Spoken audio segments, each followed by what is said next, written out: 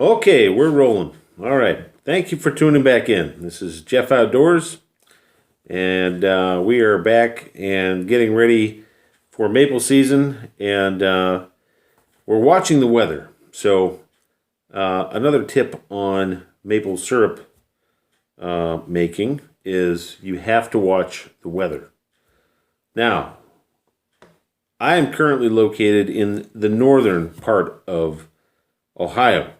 So we are in the Great Lakes region, and my area is prone to lake effect snow.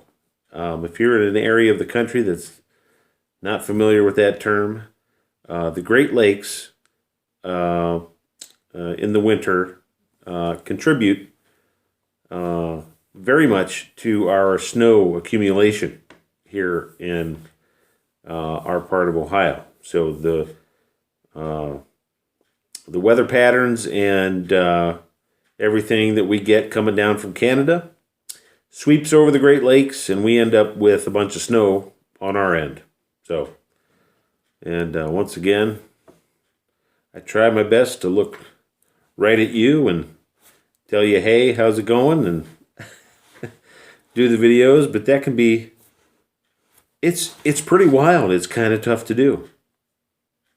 That's just kind of how it is. I know if you watch a lot of YouTube, you know a lot of YouTube people are kind of looking, like over this way, because they're kind of watching as they talk, because you kind of talk to yourself, but you want to talk to, I think you get the idea. So, weather patterns.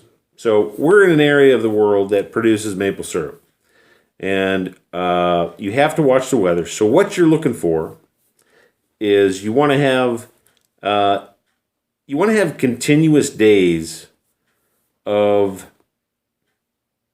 weather that's below freezing, yet during the day it gets up into the 40s. So you have this up and down cycle of temperatures, because what happens is those trees, they store all that sugar in their roots when it gets cold, after the leaves have dropped off, and all that sugar is sitting down in the roots. So when it starts to warm up a little bit, that sap becomes like a pump. The tree treats the sap as a pump, because in the spring, getting closer to spring anyways, that's the tree needs to get the sugar up to the tops of the trees so that they can make leaves and get the photosynthesis going. So up and down temperatures is what you're looking for. I'm assuming that if you're watching this video, you are in a maple producing area, which would be in the United States. Here it's Minnesota, Wisconsin, Michigan, surprisingly Iowa, Ohio, Pennsylvania, New York, Vermont, New Hampshire, Massachusetts, Rhode Island, Maine, Connecticut, and you can even go as far south as West Virginia and Tennessee and Missouri, and I believe Illinois. So Illinois is very... I'm not real sure if there's a lot of maple production in Illinois. I've not heard that before. But being on the border of the Great Lakes, I believe that they have capabilities out that way to make maple syrup, and there may be some sugar bushes going on. But I've not heard anything about Illinois maple syrup. That seems very odd to me. But that's it. Up and down temperatures, so you watch for that. Now, it's 2021 now. It is January 8th, and I tapped in 2020 on January 22nd, were my test taps. So here's what I'm going to recommend you do, is you get your taps out, you get your bucket, and once you start seeing some temperatures that are looking like they're going to be favorable for tapping your maple trees, go ahead and put a test tap out. So take a tap and take a bucket and go out and just drill your hole 1.5 inches. And I use 7/16 taps. If you go back and watch my other maple syrup supplies videos, I go through some of the supplies. Just FYI, I use 7/16. And I'm trying to get as much sap as possible from the maple trees. If you have because I have fewer taps than most, right?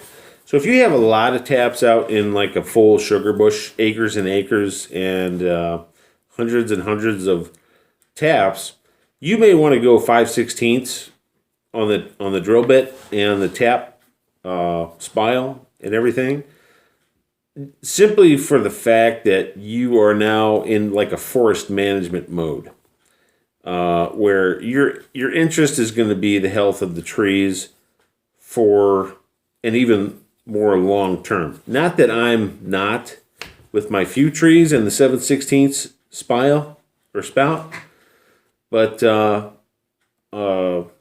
when you're going into management mode, you have more long term goals. So just FYI, I use 7/16. So put your test tap out, and like I said, January 22nd was my test tap this past year. So I'm watching the weather. They're calling for another polar vortex, possibly here coming soon. We get the weather news out of Cleveland, and we kind of watch that a little bit and see what's going on. But you never know.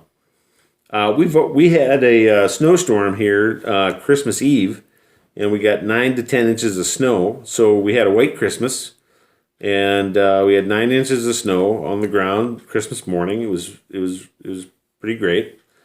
And they were even saying, like, this past summer, like, I keep my own weather records, and this past summer they were kind of talking about a heavier snow for this winter, and that was my inkling, because if you look at the ocean patterns, that's a whole different